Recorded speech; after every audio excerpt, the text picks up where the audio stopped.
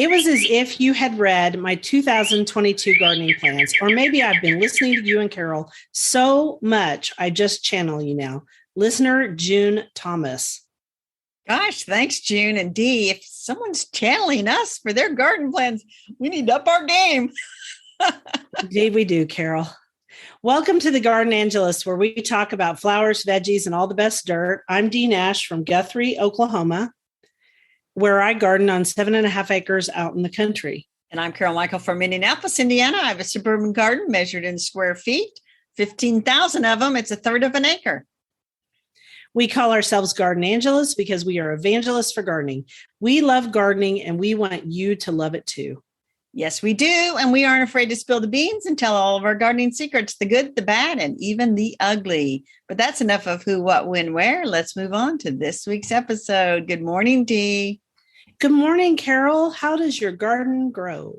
Well, last week it grew very slowly because it's cold. But today and yesterday, much better. And Dee, I did it. I mowed my grass yesterday in the front. Okay. A lot of neighbors mowed their grass yesterday. It was Sunday, and I found the first violet in the lawn when I was out there mowing. So that's always exciting. And then afterwards, I cleaned up the strawberry bed. And inside, my tomatoes are up. My peppers are coming up. And I've got those things all thinned out.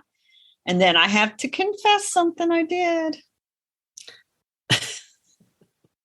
I can see it in our notes. You tell them. I'm not saying a word. I was at Lowe's buying something totally unrelated to gardening. And I went out to the garden center and they had those perennial violas that I was all enchanted with last year. Not a one of them's come back. Mm-hmm. So I bought two more because, it's just like, okay, they're still pretty. So I bought two. They're from Monrovia. Yeah. Celestial Nights and Starry Celestial Nights, I think they are. Anyway, planted them right out. I've grown versions of those and they don't perennialize here either. And I think it's because it gets too hot in the summer for them. And so they just can't recover. My hope is I planted them earlier this year so they'll have a chance to grow a little bit more before the heat. So we'll see. But enough about my garden. What's going on in Oklahoma? Oh my, I'm in the thick of April planting. I think we have had our last freeze. However, I'm going to tell everybody that's listening, keep watching the weather because in your area, because you know what, it could change in an instant if a cold front comes down. I inspected my bees on Sunday. And I think in the last time I talked about the bees, I said, I felt like I really knew what I was doing this year. Uh-huh. Well, this week told me, no, you don't. You don't know what you're doing. Because I have one colony that I think is queenless and is trying to do an emergency queen. And I split another colony to keep them from swarming. Bees are endlessly frustrating and fascinating, sort of like gardening. Oh, yeah. Yeah. And then I planted some of my pots on the deck. And I still have a bunch more to do after this podcast, which is one of my goals. I fed roses, which we're going to talk about today. I still haven't got them all fed, but I'm getting there. The problem is you have to go away from them and then do other things and then come back. I planted out more perennial salvias. So where you are fascinated with violas, I'm kind of fascinated with a new salvia. It's called Salvia nemorosa Salvator Blue. And what's interesting about it is it's a relatively new seed variety that has bigger bloom spikes than Caradonna. I'll take your word for it. It does. And I could take a picture of them side by side and put it on Instagram, maybe. That's if I ever put anything on our Instagram, which I do in stories sometimes. So anyway, that's what's going on in my garden. Well, I got to say, if you're living in Indiana or points north, it is not time to start putting that stuff out in the garden. We still have plenty of opportunities for frost. In fact, I've been obsessively watching the weather because, the big Easter egg hunt is going to be Saturday afternoon in my garden. Right. Easter looks not very good. And Monday after Easter, we'll see if this bears out. It's supposed to be a high of 48, which is not very high, not very warm. I think people are going to be wearing jackets in your garden and long pants. Well, the day of the hunt, it's supposed to be high of like 60, 61. So that means about 63. So we'll see. So not bad. And you're doing it in the evening this time instead of late afternoon. late afternoon, which will be better because this time of year it warms up. Like right now, it's kind of chilly here, but by this afternoon, it's supposed to be in the 70s. So very nice. Well, I'm going to do a quote to kick off the flower topic. Here we go. If the sight of the blue skies fills you with joy, if a blade of grass springing up in the fields has power to move you, if the simple things of nature have a message that you understand, rejoice, for your soul is alive. Eleonora Duse. I found this quote, I think it was from Brighter Images, Garden of Brighter Images. And I thought it was really beautiful because I think it's true. I think people that are lit up inside love the rhythms of nature. Spring gives everybody a boost, right? Oh, definitely. So speaking of giving a boost. Yeah. Oh, that's good. Say that again. So speaking of giving a boost, so you're going to talk about how you give your roses a boost in the spring by talking about how you fertilize them, because that is a question we have gotten from people because I don't want to say I talk obsessively about violas, but we often hear that you're fertilizing your roses, and it seems to be quite the process. Tell us about it. So you asked me about this last week, and we decided just to make it our flower topic. So in spring, about now, when you see foliage, and maybe just a little before, I fertilize with a brand of fertilizer called Mills Rose Magic. And it was created by a guy who was a famous rosarian. And they changed the recipe up a bit this year so it doesn't smell so bad, which is good. I think they took the sewage sludge out of it, which gross. I know, gross, right? So my dog quit trying to dig up all my newly planted roses, which is a big plus, and it doesn't stink. Other people feed their roses other ways. So there used to be way back in the beginning when I started doing roses, the idea was that you fed them during the growing period once a month, and then you would stop to let them harden off. In Oklahoma, that would be about August because, you want them to harden off for winter. Right. But, all bets are off now and things have changed and roses have changed and we're not trying to grow them for exhibition anymore. At least most of us aren't. So my deal is I feed them once in spring.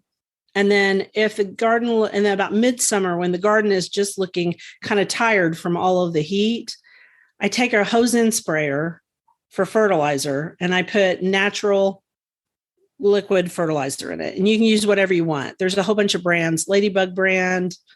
There's this doctor, somebody's brand. They're just everywhere. And then you spray that on everything to just give it all a boost. That's what I do most of the time, unless I have time and then I do other things. But I wanted to also talk about Chris Van Cleve. He's the redneck rosarian, and he's a really good rose grower. And he's been a part of the American Rose Society forever. Really, really nice guy.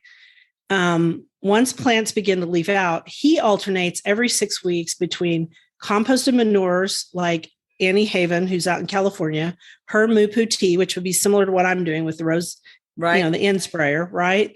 I think he does his with a drench. And then an all-purpose fertilizer of 10-10-10.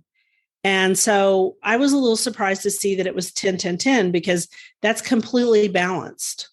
And usually you don't use that much nitrogen on your roses, but I'm thinking that what he is doing is he's trying to beef them up and make them really strong so that they're more impervious to leaf diseases and all kinds of things. And so he made me think maybe I should do more, but I'm not going to use a 10-10-10 fertilizer because that wouldn't be organic. And I do mostly organic fertilizers. So I'll still do my thing about when they look peaked. And then also after I fertilize each rose, you have to dig a little trench around it and put in the fertilizer, the granular, put the trench back. And then so that I know that I've got that done, because I've got quite a few roses now, again, I take Back to Nature, or I take Happy Frog's, it's called Happy Frog Compost Soil Conditioner. I take their soil conditioner, which has similar ingredients, and I put that back on the rose because it's black and I can see in my mulch that I've fertilized that rose. And it also adds more nutrients to the soil, which drip down into the soil. And so I might do that every month. I might throw some more of that soil conditioner on there, or you can also use something called alfalfa pellets. People fertilize roses in lots of different ways. Right. Almost all natural rose fertilizers have alfalfa in them and some sort of animal manure, or they have bird feathers, the chicken feather meal. So look at your ingredients, decide how you want to do it. Just know that roses are really heavy feeders. And I like to add stuff back to the garden that gives, some nutrient boost to everything around the roses too, because the roses don't do much in most of the United States. They don't do much in the middle of summer because it's too hot. So you're really going for two different rose blooms, the rose bloom in the spring and the rose bloom in the fall. Does that make sense? It does make sense. Now you're going to talk about soil testing. Well, I'm going to say this in the world of big agriculture, soil testing is a big business. And there's a lot of computerization, and so that they can very directly apply just the right fertilizer. I mean, almost acre by acre in their farms. Yeah. There's also a lot of controversy about the amount of fertilizer that farmers use, and, the importance of good soil. And when you have good soil, you often do not need chemical fertilizers. So we will park that because that is way out of our wheelhouse, so to speak, to talk about that. Right. But if you are uncertain of your soil, say you have a new garden and maybe things just aren't doing very well, you might benefit from going and getting your soil tested. You can check with the Cooperative Extension Service in your area, and they'll tell you where you can go get soil tested. They usually don't test it. You can also buy little home kits, but they don't do a super great job. They might tell you the pH of the soil. So around here, there's a place called Great Lakes Testing that some people send samples to. Mm-hmm. Here, our counties do it. Our county extension service will test your soil for a fee, but you've got to make sure that it's a fairly complicated process, because you get those little bags and you're supposed to use soil from different parts of your garden. Right. And I can tell you for a fact, my garden, as big as it is, has very different requirements in different areas. But keep going. There's a new company out there. There is a new company that we found out about from Garden Media Group, and that is Turtle Garden Program. And what they will do is test your soil and then give you the results. And also you can buy from them the exact fertilizer that you need for that garden area. And it's kind of geared towards raised beds when I looked at the website. So, they have programs, and it's not inexpensive, but if you just are not having the results that you wanted, this would be something to look into. And like I said, they can give you exactly the fertilizer you need, which is a nice bonus. And it's organic. Yeah. Right. Isn't the fertilizer organic? I believe it is. I think it is. So if you're using it, and I would use organics in a vegetable garden, we've talked about this before, because, organic, if you're going to eat it, might as well use an organic fertilizer. I think after really reading about it, I thought it sounded like a good idea. It might be pricey, but the truth is all of these amendments that we put on our soil are pricey anyway. They are. And I was going to say, my niece and her husband had their soil tested for their New Orleans, Louisiana garden. And she showed me the results and she says, "Okay, Aunt Carol, what should we do?" And I'm like, I have no idea looking at this. I mean, they had the analysis and stuff, but it needs somebody that understands the results to interpret it and says, okay, you are low in nitrogen, you are low in iron, phosphorus. You are low in this, your pH is that, here's what you should do. And so, I mean, if I ever knew that, because I got a book back there on my shelf called Soil Fertility and Fertilizers from when I took Soil Fertility and Fertilizers back in 1980, but I don't remember anything, Dee. You open those old books and you think, I knew that stuff. Yeah, I got tested on that. I think you also make another good point in our notes here. If you live in an urban garden, you should also test for heavy metals. And there's also some worries about, and I don't know what the right way to put this, but like if you're in an urban garden, there could also be problems with dogs in the area and their feces. So there's a lot of things you need to test for in urban gardens versus a garden like mine, which is out in the middle of nowhere, or a garden like yours that is in suburbia. Yeah. And I talked to the people that collect soil samples for heavy metal testing, because they actually do studies, I think. I don't know if it's tied into the local university here in Indianapolis or it's tied into Purdue, but they can almost tell you now by where you're located, like in the city of Indianapolis, I'm assuming other cities as well. Yeah, that's not a great area. You probably should maybe even avoid growing vegetables in that soil. Definitely go with raised beds. They'll tell you, because there's some industrialized areas that kind of are made the soil a mess. Yeah. And if you are starting your brand new raised beds this year, you're going to bring in your own, it's going to be potting soil or garden soil into those raised beds. And so you won't have to test that because it's already been balanced for you. Yeah. So something to think about. And with fertilizers, whether you're using natural fertilizers, which tend to be low in all of the nutrients, and they also tend not to burn plants. High nitrogen will burn plants, but it will also cause excessive leaf growth. And if you're not careful, you'll end up with a bunch of trouble with bugs because insects are very, very attracted to new leaf growth. That's something to keep in mind. So for flowers or anything that fruits, you aren't going to want higher nitrogen. So don't put a bunch of fertilizer on your tomatoes, in other words. Or if you do use a fertilizer on your tomatoes, use one that is balanced for tomatoes. Although you can find balanced fertilizers and they don't necessarily have to say tomato. What else do I want to say? It needs to be natural. Now, the exception to all of this are daylilies. Of course, daylilies are an exception. Yeah, I didn't get good at growing daylilies until one of my friends, Lori, told me that you need to use a high nitrogen fertilizer, which seems to go against everything we just told you. High nitrogen fertilizers cause those clumps to bulk up, and the bigger the clump, the more flowers you have.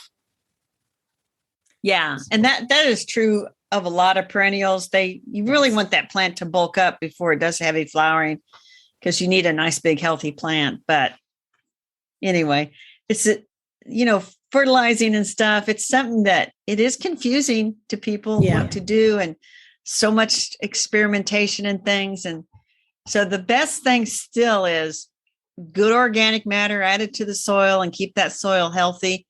And you probably don't need a ton of fertilizer if you just are growing regular stuff, unless you're like growing roses, growing daylilies and things like that. But most of the time, your average garden doesn't need that much. It doesn't need that much. And compost, that's good organic matter is compost. So anything that you use that is a natural compost is good, I think, for your garden. I just don't think you can go wrong. The other thing is you don't want to put down one of those composts like Black to Nature right where you're getting ready to sprout seeds outdoors, when you're getting ready to direct sow seeds. For some reason, Back to Nature, in my opinion, from my experience, it impedes seed germination right at first, which is great because then it'll stop weeds from growing at the very beginning of the season. And then by the time your other stuff grows up, it shades out the weeds. But if you're trying to grow sunflowers out in the garden, you probably don't want to top it off with that particular compost. True that. Hit that next quote, Dee, and let's move on to the big vegetable topic. April hath put on a spirit of youth in everything. That is from one of Shakespeare's sonnets. And I'm not going to try to tell you which sonnet it is because it's in Roman numerals. Yeah, I don't know which sonnet. I would have to think about it. And I don't have time right now. So, I'm really excited about today's veggie topic. I think it's sonnet 98. Okay, sonnet 98. Vegetable topic. I feel like we should make noises like, vroom, vroom, vroom. I'll let you do that. No. That's all we're doing. We're talking about power tools that we use in the garden because we do use power tools. Oh, yeah. Yeah, we do. Especially now because they developed those power tools that are lightweight and they have rechargeable batteries. And I happen to have the DeWalt brand because that's what my husband bought in the beginning. It's a really good brand. They've never given me a thing to say that. It's also really easy to spot in the garden because it's yellow and the batteries are yellow. So you can find them in your husband's garage. I think they're amazing. And you have a trimmer, a string trimmer, and a small chainsaw. I have 2 small chainsaws. I also have the chainsaw that's on the pole. I have the small blower. I think I have everything they make, but we collected them over 2 years because they're expensive. And, the batteries are not cheap either, but as soon as you use one battery on one set of power tools, you zip it back in. And I think the reason we bought so many of the chainsaws is last year's, year before last, when we had the horrible ice storm, I had to cut back everything in the garden after that really bad cold snap too. So I needed it. And we were out there with those chainsaws working hard. So my power tools, I've had some that I've discarded because it's like the batteries were terrible. Mm-hmm. This is about 5-6 years ago. And it's like I get 10 minutes out of the battery and it's like, this is crazy. But I'm using the Works brand, WORX. Yes, I can talk. I have a string trimmer and the leaf blower that I use every time I mow. I used that string trimmer yesterday, just boom, put the battery in and it does the whole front yard and the most of the backyard too. And the nice thing is the replacement spools, for the cost of shipping, they'll send you 6 free spools at a time for life. That's good. So I've got a whole big supply. I'll probably send off for some more. And because I trying to rewind those spools in the old day, I mean, you just end up, it's a mess. So our advice is whichever brand you choose, I mean, you'll have to try out something in that brand. But whichever brand you use, just buy everything in that brand that you want. So in my case, it's DeWalt because that's what we started with. I have to say, I'm going to give a little shout out for my favorite tool of it. My favorite tool is the hedge trimmer. That hedge trimmer makes quick work of all of my shrubs, including my boxwood. In fact, I got to get out there and do it very soon because I think I have wasps in one of the boxwoods, which is not any fun. So I love that string trimmer. I mean, not string trimmer. I love that too. I love the hedge trimmer. The hedge trimmer is my favorite tool. I got the hedge trimmer from Works. And the nice thing about it is I had a corded one for years and you're always dragging that cord along and hoping against hope that it doesn't get tangled up in the hedge trimmer and you end up cutting the thing off. So, I mean, I felt like I was looking for shrubs to trim. I think I mentioned it last year that I had this new hedge trimmer and I'm looking at the neighbors use across the street thinking, I wonder if they care if I tried out my new hedge trimmers over there. Yeah. Can I come trim your hedges? It's that much fun to use because I'm sure yours is the same way. Mine has 2 buttons. It has a lever under the handle and a button on the side. And you just press those and go to town. And that's true. That's why I also love the chainsaws. They do have to have oil on the chain, but then the rest of it's just all battery operated. And there is no trying to start the darn thing because we have wonderful big chainsaws that will cut anything. But I'm telling you, these are great for small chores in the garden. Like if you have to cut down an entire crepe myrtle, use one of those. I do have one DeWalt tool, and that is a reciprocating saw, and you put a pruning blade on that. And so I cut limbs off with that. And then I figure if I have to get a ladder or if I feel like I need a chainsaw, that's when I should call somebody. And definitely if I thought I was going to climb up in the tree. So I do have professional tree trimmers come for stuff like that because I don't want to explain myself. Well, you don't want to have to go to the hospital. The other thing I bought the other day, it's still sitting in the box. Cleaning out gutters is a pain. And so Works has this great big leaf blower that's like a great big tube. And then it's got a hook thing on the end so you can go along and blow out the gutters. Nice. So it's kind of expensive, but I thought, you know what? I'm going to get that because one misstep on the ladder trying to clean out gutters and one trip from the professional gutter cleaners pays for the dumb thing. And I can do it several times a year. So, right. And then you don't get mosquitoes in your leaves in the gutters, which can happen here because I live in a wooded area. So we get a lot of leaf fall and I have covered gutters, but still, and they're brand new now, but back when they weren't brand new, we still have to blow it off of the roof and stuff. But we remember when I took down the giant loblolly pine, we hired a company to come do that. And they brought in a great big piece of equipment. And then when we cleared down by the lake, we brought in a company. I'm going to again stress that these tools are not cheap. It took us a couple of years to collect them all. But that little leaf blower, I can blow off the potager, the bricks. I can blow that off in 15 minutes. Oh, yeah. I do. I use that leaf blower. I use it in the pounds in my vegetable garden, which are just like a fabric lining. Fabulous. The other thing, too. So I used to not trim every time I mowed, but when I got this new trimmer, I mean, I laugh because there's a neighbor around the way and he always has his sidewalks really perfectly edged. And I asked him once what he used and he told me about these Works tools. So I got one and then he walks by with his little dog. I'm like, hey, Tony, who's got the best edges now? So you use your string trimmer to do your edges, don't you? Oh, yeah. Yeah, it works really well. Well, that's us. That's our vegetable topic. Basically, it's power tools, and we love them, especially the battery-operated one. Well, notice I worked in the vegetable garden because I can do the paths with the blower. Right, me too. So it definitely applies to vegetables. All right. Now I got another quote. Awake, thou wintry earth, fling off thy sadness. Fair vernal flowers laugh forth your ancient gladness, by Thomas Blackburn. And that's from an Easter hymn. I love it, which fits because it's Easter this weekend, which I can't wait because I'm tired of Lent. Okay, on the bookshelf is The Urban Garden, 101 Ways to Grow Food and Beauty in the City by Kathy Jentz and Terry Spite, who we both know and we consider them friends. That's right. Because I had one person I know, one of our listeners asks me all the time, is everybody your friend? And I'm like, well, pretty much. We have a lot of friends from GardenCom, and I met Terry, I think, through garden blogging, and I met Kathy through GardenCom. Would you say the same? I met them both through GardenCom. And here's what I got to say about the urban garden. So a lot of people think that if they have a smaller urban garden, they're kind of limited. Mm-hmm. And this book, really 101 ideas, you have no limits, you have space limits, but the style of garden that you want, growing vegetables, growing perennials, growing tropicals, seeding areas, different styles, Japanese style, English style. It's a great book full of wonderful pictures and then descriptions about how you could recreate that in your own urban garden.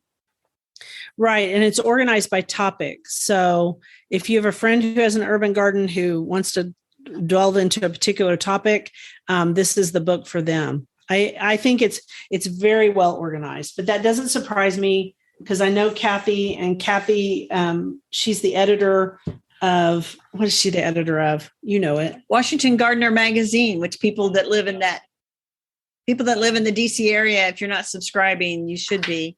But, there's stuff in here that you don't really think about. Like when you have a ton of container plants, you probably think about this because you do more containers. Grouping plants by their watering needs is important. Yeah, it's in one of my talks. Yeah. Because I think that's one of the most important things you can do. If you're not going to put them on drip irrigation, anything that you've got to water by hand, group it together. It's a great idea. Yeah. And then I love this picture of the Japanese style garden where it's got the big pop of red amongst all the greenery. I think that's beautiful. Yeah, the pictures in it are beautiful. And I think they took a lot of the photographs. In fact, I think they took most of the photographs.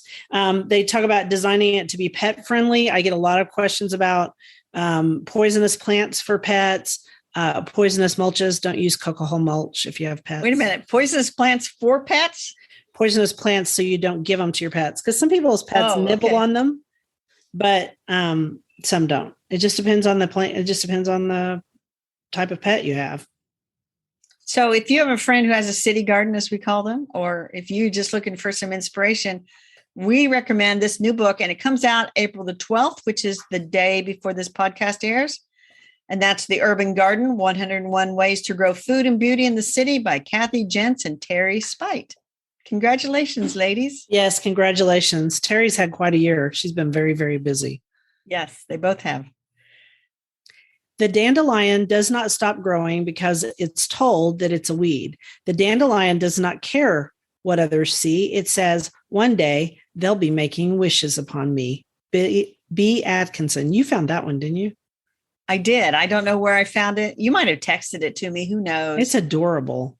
Because I think about dandelion. I have a lot of dandelions right now. And I look at them and they don't bother me a bit. I just laugh because I feel like the dandelion's saying, yeah, bring it. Yeah, bring it. Whatever you got, bring it, because I'm still going to grow. I dug out some in the vegetable garden this morning, actually. Well, and we have them all over the place, but anything that can grow in concrete, you're not going to eradicate from this earth. And the other thing would be the native violets, the dogtooth violets. Bill said, what is that beautiful blue that's over by the little green shed? And I said, those would be a weed, but they're a really sweet wildflower weed. That's what they are. But they get into everything. And I just let them, because you know what? Under trees where there's no grass, violets will grow. I love me some violets. But you knew that. You got our dirt today. I do. The best birdsong apps from Birdwatching Magazine. So this article was written by a guy named Sneed B. Collard III. And it starts out kind of sad. He's lost some of his hearing, especially high decibel hearing. And so he can't hear, and he's a big birder. And so he was saying that at first that wasn't such a big deal because he did a lot of his bird identification through sight. but he decided that he needed an app to help him. And so he personally likes the Song Sleuth bird app for song identification in the field, because some bird apps work great if you do it in your house and you've got like an app that has bird song in it, and then you have that other app identify. But out in the field, all the birds sing together, and especially in the spring. And so it's really hard to identify them. Then he also liked one called Chirp-O-Matic, and both of them can record the bird song around you outside. And then on the first app, you can pinpoint exactly which bird song you want to listen to, and then it identifies from the part you select down to. Chirp-O-Matic, when he wrote this article last fall, did not have that ability. Maybe it does by now. Then there's BirdNet, which is a joint venture between Cornell Labs and Chemnitz University of Technology. And it is new in its idea that it may be able to record and ID multiple bird songs in the field. So I downloaded that last one. It's pretty exciting. I have never been good at bird apps, but I'm also not good at, name this tune. I never was good at that show either. I never know what tune it is. So I never know either. I'm not good at that. I know a few bird songs, so I'm going to try to learn some more bird songs. And I just thought for the people who love birds in their gardens, this is a great idea. It is a good idea. And I think I'm going to try one of these. And I hear bird song right before dawn, right before I'm getting up. I can lay there and I hear bird song. I'm thinking, who is that? Yeah. Maybe it's, I put it on the Instagram, but a mama robin has put her nest on top of the back porch light or patio light. And it's right at almost eye level when I walk out. Yeah. And so she flies away mad. And every day I kind of put my arm up and take a picture to see if there's eggs in there yet. So far not, but anyway, I know what her I'm mad at you sound is. Yeah. It's like that tufted titmouse that was cussing me out that day. So I thought that was kind of fun. Yeah. I know, like, that ain't your door, lady, no more. That's my door now. I'm like, it's my door. Yeah, I was thinking you might have to go out your front door and go around the gate, but you might not want to. I'm not. I explained to the Rob, I'm not going to hurt you, and I am going to continue to use this door in the story. Okay. Move on. You have the next quote. So I'll move on to the next quote. Look at me. I got my hands on my hips saying, Mama Robin. You look very emphatic about this, Robin. Yeah. Gardens satisfy a need in humans that not everybody recognizes or has, but when they do, it's a marvelous experience. And I like to think that this garden does that for people. Frank Cabot. So we chose this one because it's actually from the movie The Gardener, which is a film about Frank Cabot and his very, very famous garden, I'm going to do it right, Les Quatre Vents, which means the four winds. It's in Quebec, in Canada, and it is worth watching. If you have an hour and a half to sit down because it's raining outside, it's on Prime Video, and it's just so worth watching. And I'm embarrassed to say that I knew nothing about Frank Cabot before I watched this video. And I happened on it by chance, but then it sent me down this rabbit hole because he's really, really famous. But he's really famous in the East Coast. And it just goes to show that if you don't live in New York or anywhere out that way, Boston, any of those places, if you live in the middle of the country, you might not know what's going on in the rest of the country on that side. Oh, yeah. I've watched that documentary. I might have talked about it last year. I watched it before we talked about rabbit holes. But, I came within like one or two keystrokes on my computer of being able to visit that garden with GardenCom back in 2013. And it is like one of my biggest regrets that I was too stupid to know what it was. 2014, Dee says. No, I said dumb. 4 days a year. It is only open 4 days a year. And you had the chance to go with GardenCom, which was Garden Writers at the time. I thought, I'm going to need to get back to, my job and stuff. I can't take off more time and stay up in Quebec after the meeting because it was going to be the second day. And so I'm just like, oh.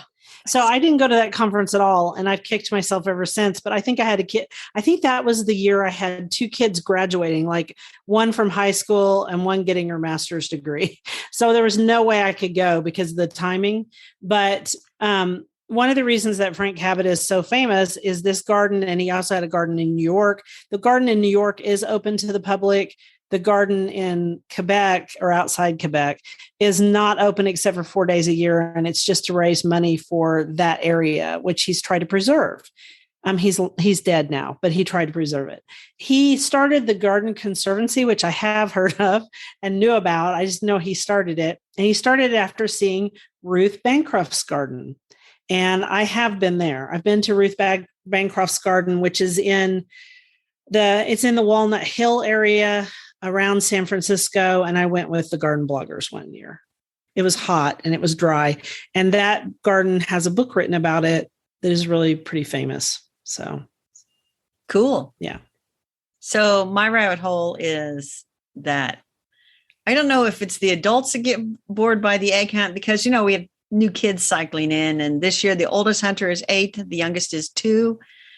And so I thought to spice things up, I wrote a story. It's only 13 lines long, and I'm going to cut it into strips. I numbered the sentences, and it features them. I put their names in it. Cute. I'm going to hide those strips in the eggs, and then they got to put it all together, in the numerical order, and then they'll have a little story to read. Oh, that's fun. I like it. So that, in addition to eggs, the eggs being full of money and candy, emphasis on the money because kids, I don't know. Yeah. But anyway, so that was my rabbit holes. I got my story all straightened out and I got it printed and ready to cut into strips. And, I got to start filling those eggs pretty soon. Yeah. You don't have much time left. It's amazing how fast it goes, right? Yeah, it is. Do you want to talk about your garden commission first or you want me to? I'm going to finish cleaning up the garden for the egg hunt. I'm in pretty good shape. I mean, if they all showed up now, it wouldn't be embarrassing or anything. I'll probably mow in the front again. I didn't mention my tomatoes and peppers. Maybe I mentioned them. They're all up and growing. Actually planted potatoes in fabric pots this past weekend. So, just puttering around the garden, trying to get things weeded and in shape for spring. Yeah. Too soon to plant here, people. Too soon to plant. Yeah. I think you can plant here, but I don't know. I might wait another week on the tomatoes if I were you guys. I'm in the phase where it might get too hot too quickly. It looks like we're going to have a series of rain. And so, but maybe not. And we've had like a whole week of windy, warm days, like 80 degrees, Carol. That's warm.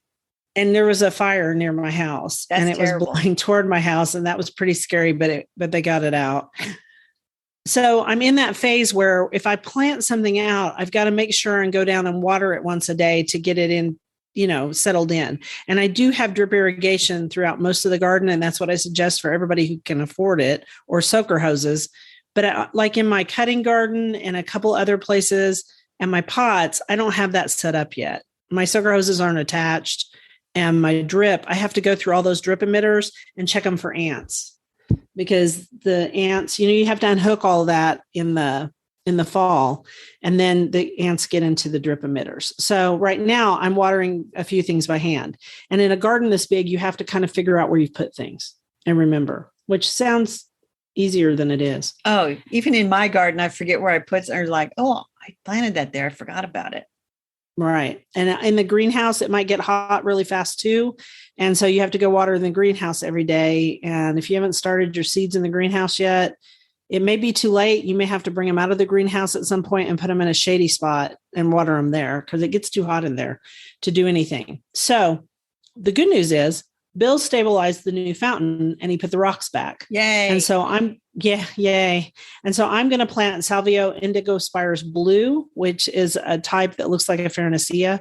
And then I'm going to put also red or orange lantana around it and maybe some red pentas on the ends. And those are all fantastic butterfly nectar plants, and they look really good around the fountain. And Indigo Spires Blue gets really big. So that's my plan for this week. Very good. It's spring. It's go time. It's go time. We want to thank you for listening to The Garden Angelist. If you like our podcast, please tell your friends about us. Also hit the subscribe button so you don't miss anything. And if you listen to Apple Podcasts, please give us a 5-star review. That helps us get noticed by others. And could you also please share our podcast with all your gardening friends? Word of mouth is still the best way to get the word out there, and we are great to weed too. Yes, and be sure and check out our show notes for links for more information about today's topics, plus links to our own websites.